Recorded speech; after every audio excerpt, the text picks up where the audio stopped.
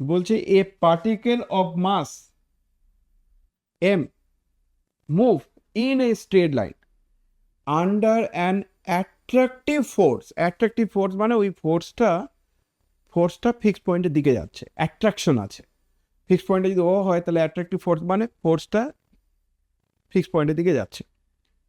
ও লেখাও আছে ফোর্স এ যদি one towards a fixed point on the line when at a distance x from it. তাহলে এই এক্স যেহেতু লিখেছে ওখানে, তো ওই এক্সটা কি ফিক্সড ডিস্টেন্স থেকে এক্স ডিস্টেন্স যদি হয় তাহলে তার ফোর্সটা হচ্ছে this one. If it be projected with velocity V, তাহলে ভি ভেলোসিটি দিয়ে প্রজেক্ট করা হয়েছে, ভি ভেলোসিটি দিয়ে তাকে ঠেলে দেওয়া হয়েছে, তার মানে initial velocity v towards the centre. ও ভি ভেলোসিটিটা সেন্টারের দিকেই আছে। Of the force from a initial distance a from it, then prove that it reach the centre of force after a time. বলছে এই টাইমে ও সেন্টারে পৌঁছে যাবে, সেটা তুমি প্রুভ করো। খুবই সুন্দর প্রবলেম, অসম্ভব সহজ, কিচ্ছু নেই। আমি যখন পড়তাম এখনো মনে আছে যে এই অঙ্কটা অন্তত পারতাম। কি বলছি গল্পটা কি? গল্পটা বলছে যে আমার সেন্টার অফ এ ফোর্স মানে এই জায়গায় পার্টিকেলটা সবসময় অ্যাট্রাক্ট করছে, মানে এইটাই হচ্ছে centre of A force. Centre of A force মানে ফোর্সটা সেন্টারের দিকে যাবে, সেটা হচ্ছে ও এর দিকে যাবে। কিন্তু কি কি বলা আছে? Particle of mass m move in a straight line under a attractive force. এটা কিন্তু মুভ করবে আবার ও এর দিকে, তাহলে নিশ্চয়ই ও থেকে স্টার্ট হয়নি। ও থেকে স্টার্ট কি করে হবে? ও এর দিকে তো মুভ করবে। তাহলে কি বলছে?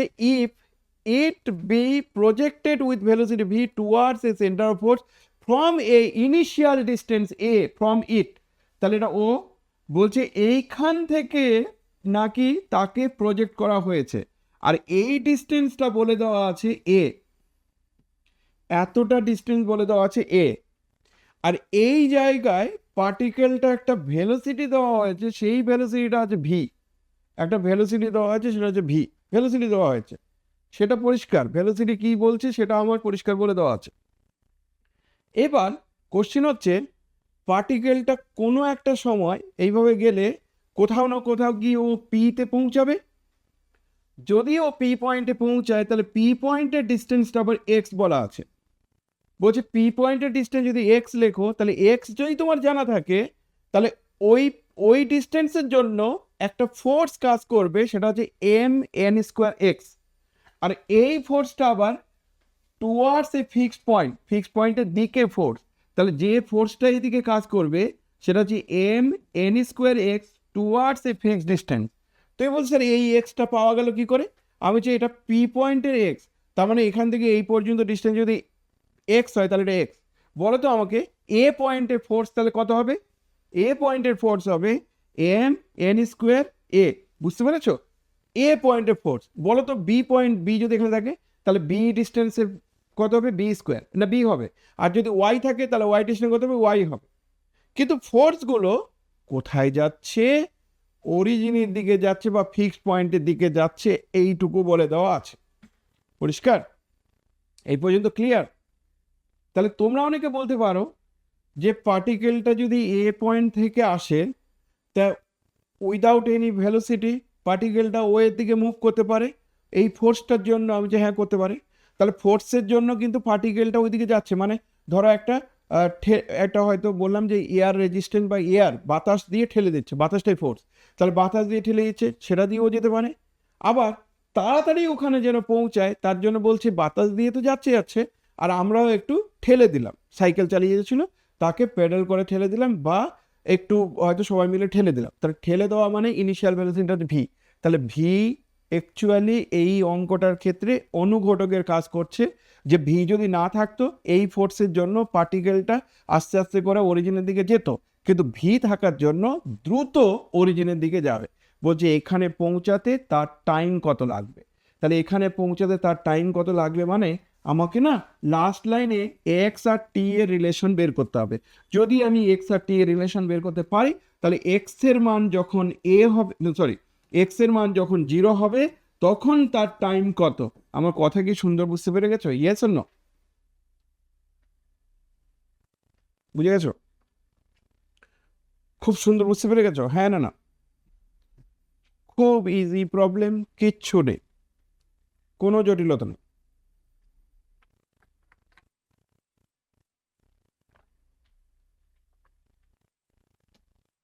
কি করব? লেট পার্টিকেলটা স্টার্ট করছে এ থেকে। Late a particle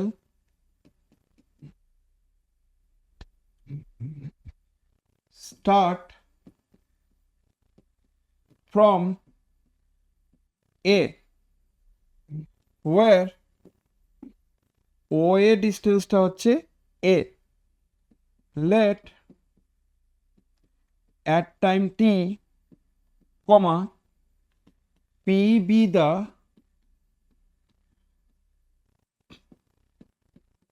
position of the particle. P টা হচ্ছে position of the particle. Let at time t, P be the position of the particle such that OP সমান সমান x,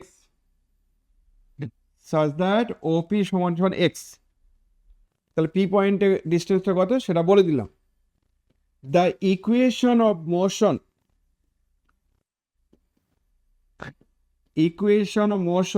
is, ইকুয়েশন মোশন কত হবে? উত্তর হচ্ছে আমি জানি যে পার্টিকেলটার ইকুয়েশন মোশন যদি বের করতে হয় তাহলে আমাকে কি বলতে হবে? পি পয়েন্টে, মন দিয়ে বোঝো, পার্টিকেলের ইকুয়েশন মোশন যদি বের করতে চায় তাহলে আমার এই পয়েন্টে তার এক্সিলারেশন কত, ডিস্টেন্স যদি এক্স জানা থাকে তাহলে এর এক্সিলারেশন হবে এক্স ডবল ডট, কেউ এটাকে d2x dt2ও লিখতে পারো। এই এক্সিলারেশনের সঙ্গে যদি মাস গুণ করে তাহলে ফোর্স, তাহলে আমি এই দিকে ফোর্স পেয়ে গেলাম। এবার এখানে যাবতীয় ফোর্স আছে তার সঙ্গে সমান হবে, কিন্তু আমি একটাই ফোর্স দেখতে পাচ্ছি, ভি কিন্তু ফোর্স নয়, ভি কিন্তু ভেলোসিটি। ভি এর সঙ্গে আবার গুলিয়ে ফেলো না, ওই ভেলোসিটিটা জাস্ট অনুঘটকের কাজ করছে বলছে। অনুঘটকের কাজ করছে মানে আরো দ্রুত অরিজিনে পৌঁছাবে, ওই জন্য ভিটা দেওয়া হয়েছিল। তাহলে ফোর্স একটাই, কিন্তু মজার বিষয় হচ্ছে পার্টিকেলটা, আমরা টেকনিকটা কি বলেছিলাম তোমাদেরকে বলি, যে পার্টিকেলগুলো যেদিকে মুভ করবে সেই দিকেই সব ফোর্সগুলো নিয়ে নিতে হবে। তাহলে যেদিকে মুভ করছে সেই দিকেই ফোর্সটা আছে, তাহলে হিসেব মতো এটার সঙ্গে আমরা কি লিখবো? এম এন স্কোয়ার এক্সই লিখবো, সব দিকে চলে আছে। কিন্তু টি বাড়ার সঙ্গে সঙ্গে এক্সটা বাড়ছে না কমছে দেখব।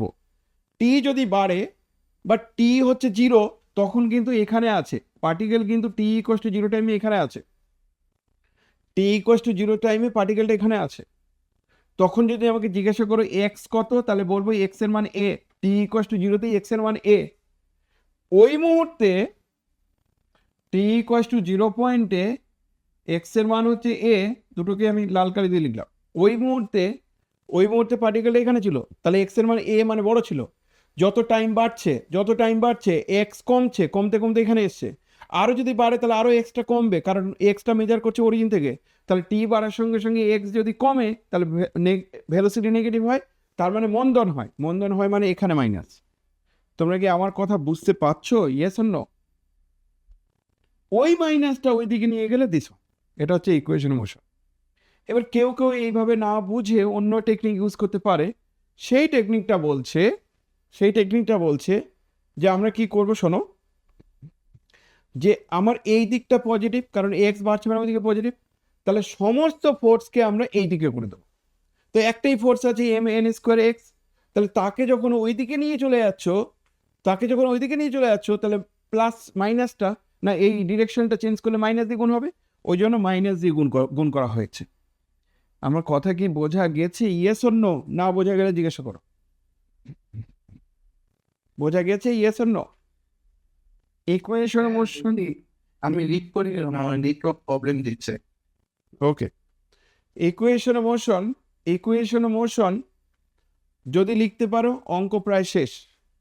তো ইকুয়েশন মোশনটা কি বোঝা গেছে? Yes or no? কেউ কোনো রেসপন্স করছে না। বোঝা গেছে কি ইকুয়েশন মোশন? সবাই বুঝতে পারলে? তাহলে ইকুয়েশন মোশন থেকে কি পাচ্ছি দেখো, এটার পরের লাইনে কি হবে, এম এম ক্যান্সেল, তাহলে d two x dt two সমান সমান মাইনাস এন স্কোয়ার এক্স। পরের লাইনে এটাকে লিখতে পারি, পরের লাইনে লিখতে পারি d two x dt two plus n square x সমান সমান 0। এটা এইদিকে নিয়ে আসলে তারপর লাইন লেখা যেতে পারে d two plus n square তার x equals to 0। Yes or no, yes or no? দেখো এমন ডি মানে কি, ডি মানে ডি অপারেটরের যে অঙ্কগুলো ডিডিটি। কোশ্চিন হতে পারে, কেউ কেউ বলতে পারো যে এর ইন্টিগ্রেশন দুবার করতে হবে। কেন দুবার করতে হবে? কারণ এক্স আর টি দিয়ে রিলেশন বের করব, কোন টাইমে পার্টিকুলার ডিস্টেন্স কত, তাহলে এক্স আর টি দিয়ে রিলেশন বের করবো, তার দুবার ইন্টিগ্রেশন করতে হবে। দুবার ইন্টিগ্রেশন না করে আমি ডি অপারেটরের কনস্ট্যান্ট কোএফিসিয়েন্টের অঙ্ক দিয়েও করতে পারি। সেটার জন্য আমরা কি জানি, অক্সিলারি ইকুয়েশন।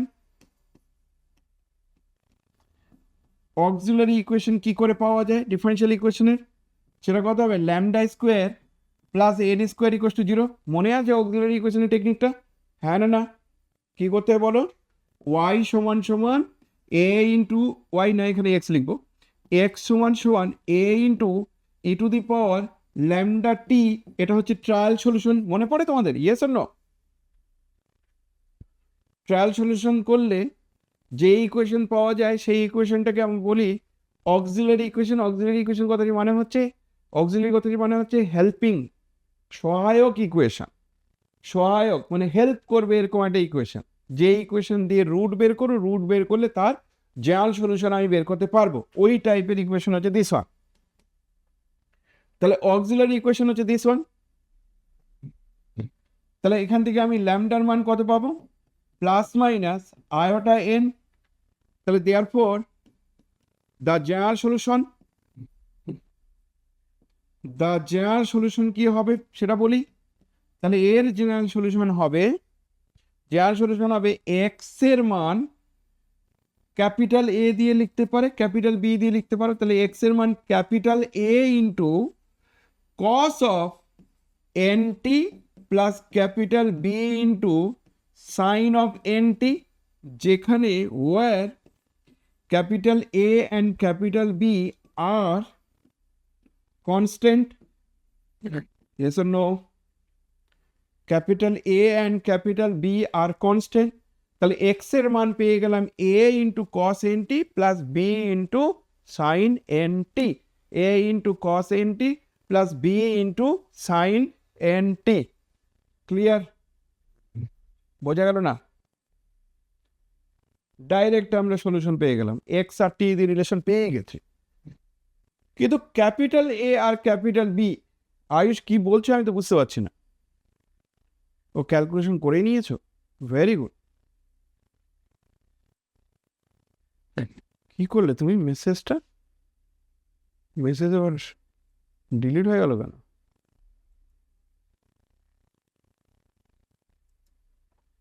ও শুধু আমাকে পাঠিয়েছো, মাইনাস এত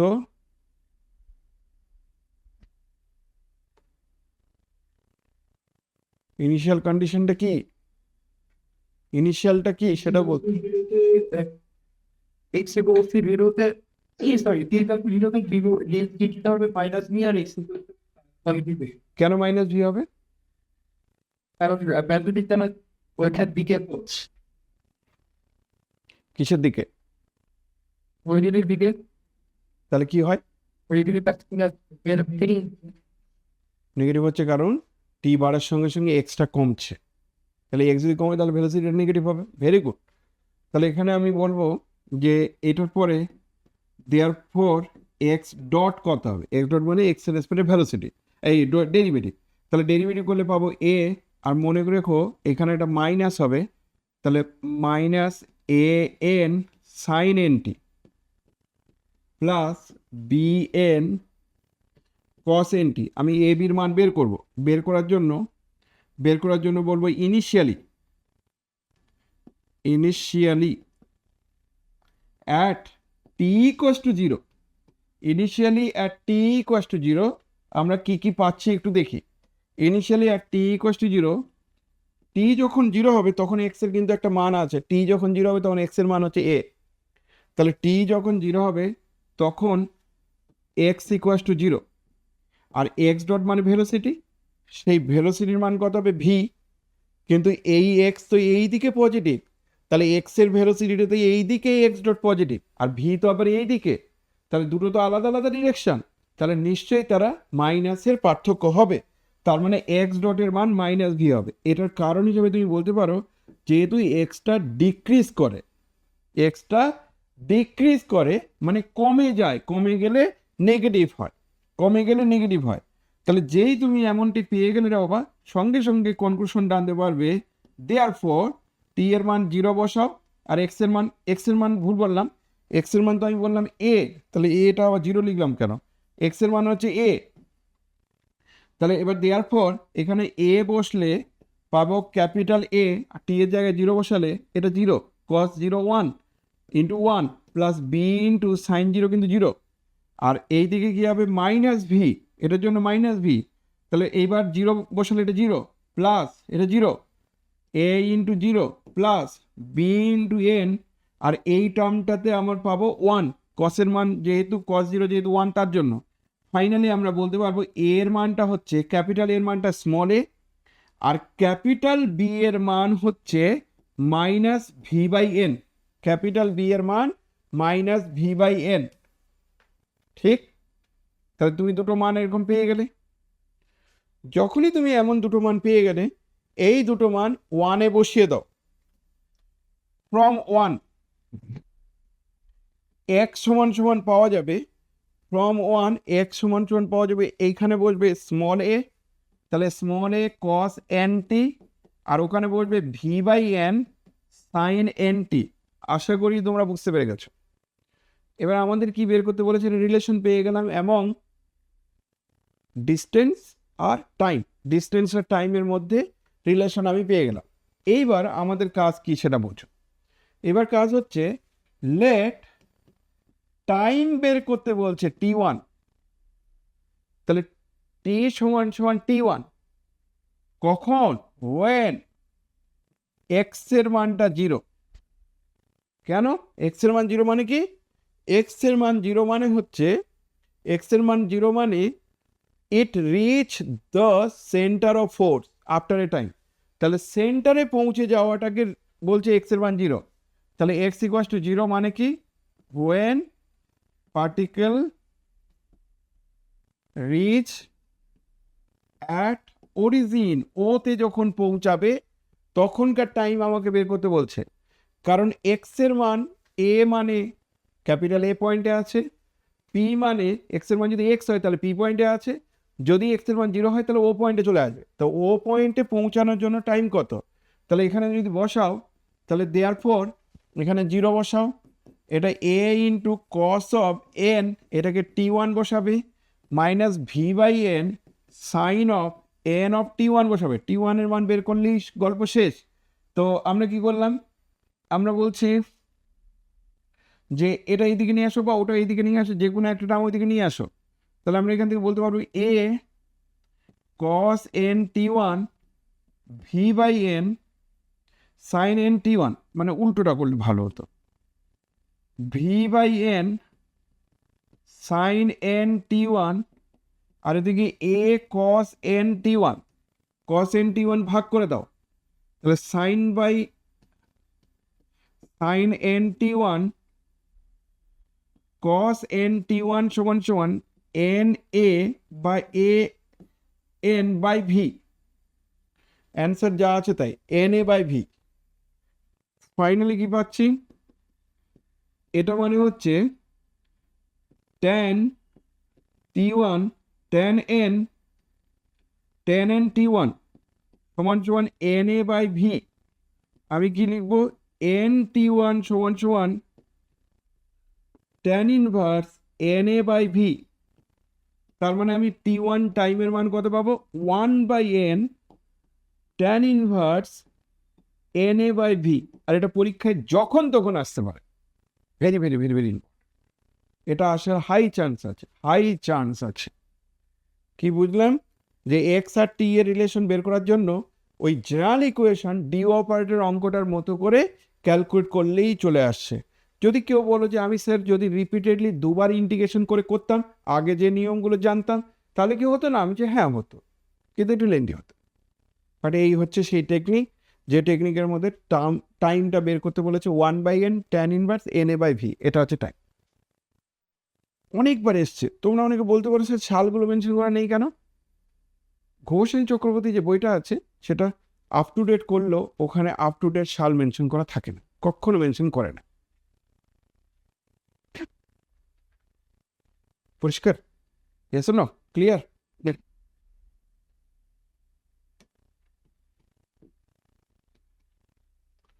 লিখে নাও, লিখে নাও, লিখে নাও, লিখে নাও, লিখে নাও।